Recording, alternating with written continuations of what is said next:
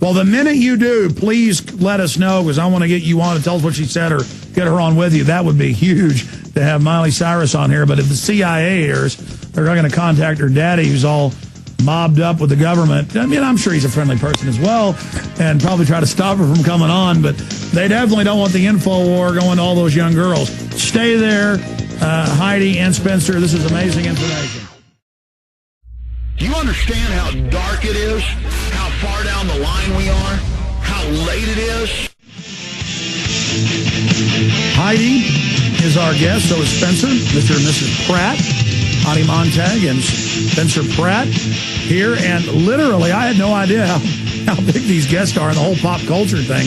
The whole office knows who they are. Jaron's like a fan. He was telling me, I read People magazine every week and keep track of this. And I think they're misunderstood by the media. And that's what Burmis is saying, Jason, here in the office. He's saying that the media enjoys, quote, throwing you guys under the bus. Can you explain that to me? Because what I'm getting here from the office is you guys are all over TV, all over the news, covers of magazines. You know, when I started looking into you yesterday, I recognized your faces and names, even though I hadn't really been paying attention to pop culture. Because I've got to remember that pop culture is where it's all at. Most Americans don't even check the news, much less go deep into it. So what is your relationship with the media?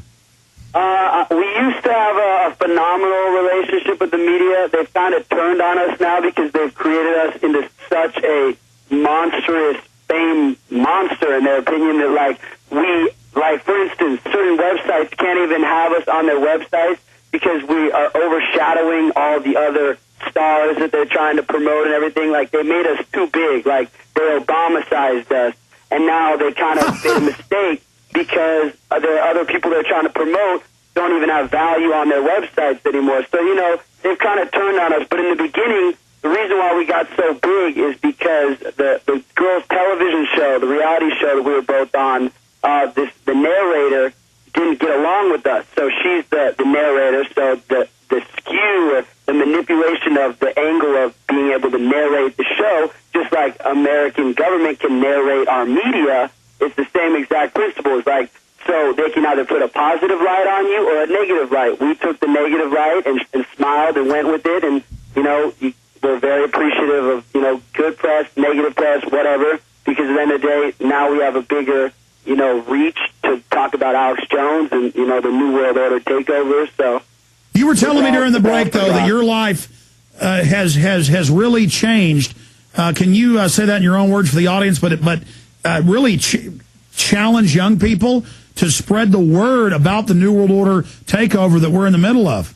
I mean, it's beyond a life change. Like, when I said you gave me the Matrix pill, I really feel like I'm out of the Matrix, and we're driving around in that little spaceship in the sewers, and you're at the helm. Because, I mean, what young people need to realize, what I didn't realize, is that video games and all these silly blogs with just, no substance, just evil. All blogs are just making fun of people, breaking people down, getting the right comments. It's just like the bathroom wall, on the internet. And for me, just yesterday, I'm 25 years old, and it took me, yesterday to delete on my bookmarks on my iPhone and my computer all these news websites that feed me, just popcorn news, and all my blogs that, about Hollywood and the music industry, all the stuff that has no meaning in our lives right now. Exactly. They want to get you drunk on petty issues,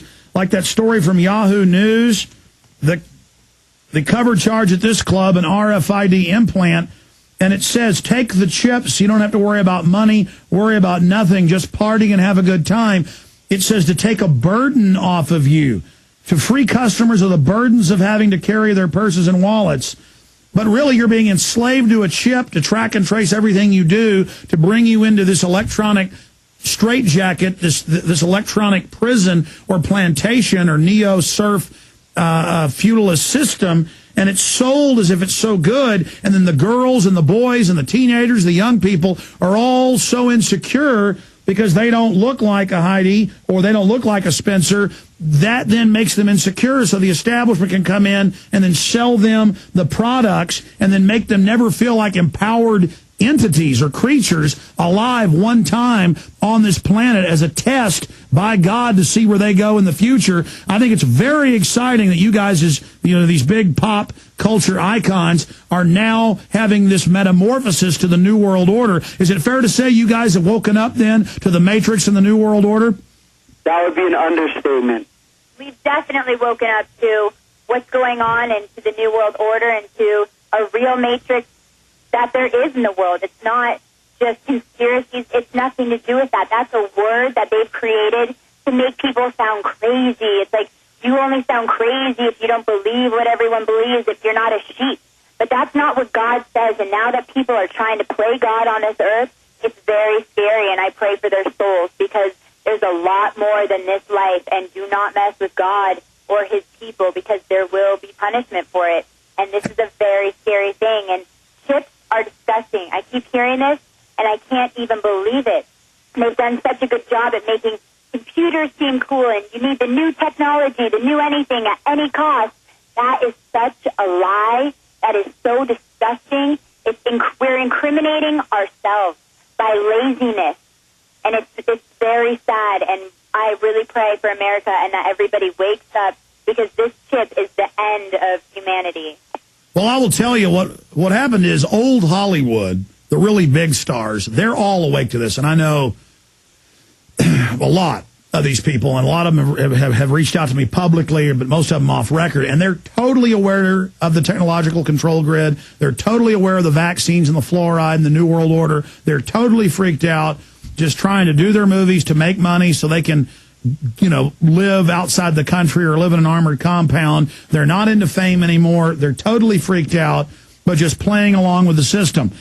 Then there's kind of the new Hollywood super hype that just bypasses movies and films and just moves right to these kind of pop creations like you guys. But to have you kind of at the front lines of the Matrix system, taking over people's brains, to have you breaking out of the Matrix all because one of your music managers or friends showed you the Obama deception, and then that led you down deeper into the rabbit hole, is just so incredibly exciting. Now, in the last few months, since you started waking up to this, have you seen the media come after you even more? Because folks in my office that are aware of what's happening, they say it seems the last few months the media has even been savaging you that much more.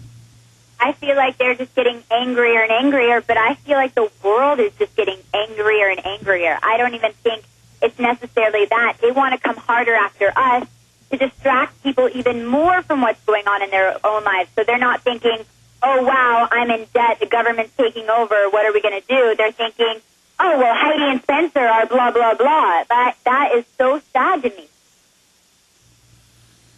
Absolutely. I see people cheating each other more. I see the public lying. I see infighting. I see government getting more corrupt. It really is like the fall of Rome. Everything is accelerating towards this collapse, and they mean to build on those ashes this world government, which its plans stated in my film Endgame Blueprint for Global Enslavement on record is to kill at least 80% of us. And I'm sorry, folks, that's more important than if your Botox is working. That's more important than Michael Jackson is the lion state for all his fans at the Neverland pervert ranch. It's more important that Barack Obama is running a pimp game of lying to everybody about everything he said he would do than whether or not Anna Nicole Smith was murdered. What do you guys say to that? I mean, what really hit me is when you started, uncovering all the evidence of how, Obama's just all tied into all of these energy companies. And it's just like Bush and his whole crew, they were all about the oil. But America, when they were ready to revolutionize and get, really make a stand, they threw in Obama. And now oil's bad. Oh, you're totally right. Everybody was done with oil. But I got this new hustle over here, which is energy that I'm sure you don't realize, but I have a piece of. Let's push this on to everybody. Exactly. For those that don't know, Obama owns stock in 2 of the mercantile energy trading companies with Al Gore. That's now mainstream news. We told people about it in the Obama deception, but it's now mainstream news. We saw the federal filings. And Al Gore is the majority owner of Occidental Petroleum, one of the biggest oil companies in the world. And what it is artificial scarcity. They're just creating a monopoly where they're going to charge you more for regular energy and restrict the amount of energy you get. Well, I've been asking questions here for 25, 30 minutes. You guys get into whatever subjects you want to discuss. What about government-sponsored terror? What about 9/11? What about governments staging terror attacks? Is 9/11 an inside job from your research? Not from my research, but from your research, it 100% is, because I can't even believe that it took me seeing your film to know about Building 7. How did that not hit the mainstream media? How did, and my favorite clip in your film is when the owner of the World Trade Centers, he goes, I said, bring it down. I mean, I don't know the statistics, but I've watched documentaries on Vegas blowing up buildings. They charged the buildings up for 2 weeks to a month. How did they distill enough bombs to take down Building 7 so beautifully in a half hour? That just made me